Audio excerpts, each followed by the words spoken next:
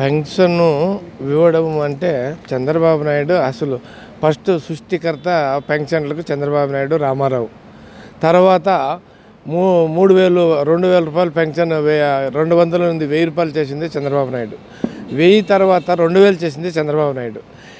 మా జగన్ ఏమని చేసినాడు, 5 సంవత్సరాలుగా 1,000 రూపాయలను 250 పెంచుకుంటూ లాస్ట్కి ఇచ్చింది 750.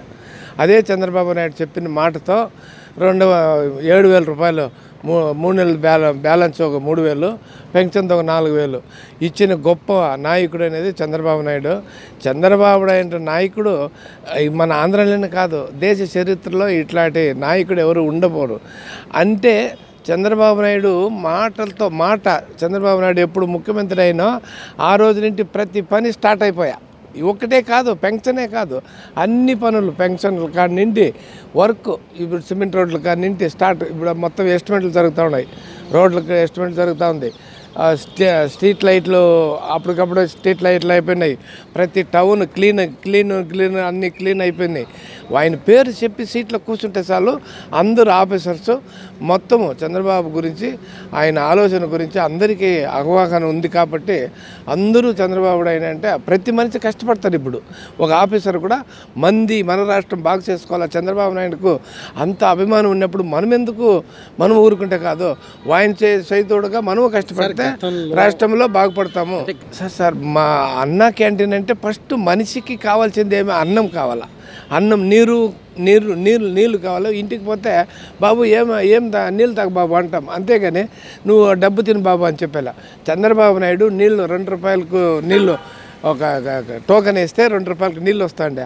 అన్నా క్యాంటీన్ పెట్టి పేదవాళ్ళంతా 5 రూపాయలకు ఎంతోమంది మంచి క్వాలిటీ అయిన భోజనం పెట్టింది చంద్రబాబు నాయుడు. భోజనానికి మించిన దానం అంటే ఏది రాష్ట్రంలో దేశంలో లేదు. అన్నదానమే చంద్రబాబు నాయుడు తెలుసు కాబట్టి, పేదవాళ్ళు బ్రతుకుల గురించి తెలుసు కాబట్టి రామారావు ఆ రోజు కిలో బియ్యం 2 రూపాయలు బియ్యం పెట్టింది రామారావు. రెండోది అన్నం పెట్టింది చంద్రబాబు నాయుడు.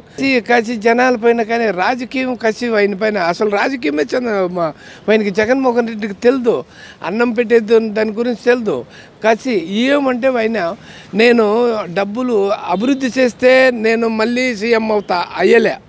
డబ్బులు ఇచ్చేస్తే అయిపోతాం, మళ్ళీ 30 ఏళ్ళు నేనే సీఎం అయిపోతాను, డబ్బులు ఇచ్చేకి చూసా కొందరికి, వాళ్ళ పార్టీ వాళ్ళకి ఇచ్చేసి. అది డబ్బులు ఇది వృధా అనే ప్రతి మంచి తెలుసుకుంటే చంద్రబాబు నాయుడు 164 ఓట్ల మెజారిటీతో ఎమ్మెల్యేలతో గెలిపించి చంద్రబాబు నాయుడు మళ్ళీ అభివృద్ధి అంటే ఏమని ఏకైక నాయకుడు చంద్రబాబు నాయుడు అని ఆయన తెలుసుకుని ప్రతి మంచి తెలుసుకుంటారు. అది గొప్ప విషయం కాదు సార్. మనకు మెయిన్ కావాల్సింది రైతుకి ఏం కావాల్సింది, వాళ్ళ రైతు పాస్బుక్ పేరులో వాళ్ళ తాత వాళ్ళ నాయన ఇచ్చింది హక్కులు ఉండేది పాస్బుక్.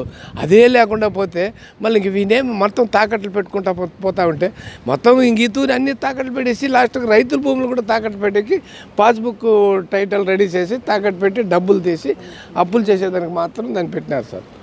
ఇది ఎట్లా చంద్రబాబు నాయుడు తీసేసి వాళ్ళ భూమి, వాళ్ళ హక్కు చట్టం వాళ్ళకి ఇవ్వబోతున్నాడు. అది ఫస్ట్ సంతకం.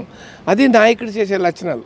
భూములు దోసుకొనేసి అప్పులు పాలు చేసి రాష్ట్రాన్ని మార్చింది అట్లా నాయకుడు చంద్రబాబు నాయుడు అంటే నంబర్ 1 అని దేశం అంతా నిరూపించుకున్నారు సార్. గత ప్రభుత్వంలో విసిగి వేసాగిన ప్రజలు, అవ్వలు, మరి తాతలు చాలామంది అన్ని వర్గాలని, రాష్ట్రాన్ని మరి అన్ని విధాలుగా నాశనం చేసి ఈరోజు చంద్రబాబు గారు ముఖ్యమంత్రి కాగానే ఆ అవ్వల యొక్క పెన్షన్ ఇస్తుంటే వాళ్ళ యొక్క ఆనందం, చిరునవ్వు, ఏ బాధలో వాళ్ళ రోగాలు కూడా పోయినట్టుగానే ఉంది.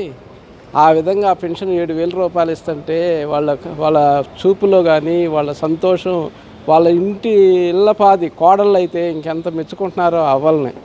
మరి ఆ పెన్షన్ ఇస్తుంటే చాలా ఆనందంగా ఉంది. మరి ఈరోజు చంద్రబాబు నాయుడు గారు ఒకే మాట చెప్పిండు, నేను ముఖ్యమంత్రి కాగానే మరి మీకు ఇవ్వాల్సిన పాత బాకీ 3,000, ఈ నూతన పెన్షన్ 4,000, మొత్తం 7,000 రూపాయలు ఇస్తాను అని అంటే వైకాపా నాయకులు ఇవ్వడు అని ప్రచారం చేశారు. కానీ చంద్రబాబు నాయుడు గారు మరి ముందుకొచ్చి మరి ఒకే రోజులో, ఆ రోజు వాలంటీర్లు లేకపోతే పెన్షన్ ఇవ్వలేరు, వాలంటీర్లు లేకపోతే ఏది జరగదు అని చెప్పి ఆ ఎండాకాలంలో అవ్వలు 32 ప్రాణాలను బలిగొన్నాడు జగన్మోహన్ రెడ్డి.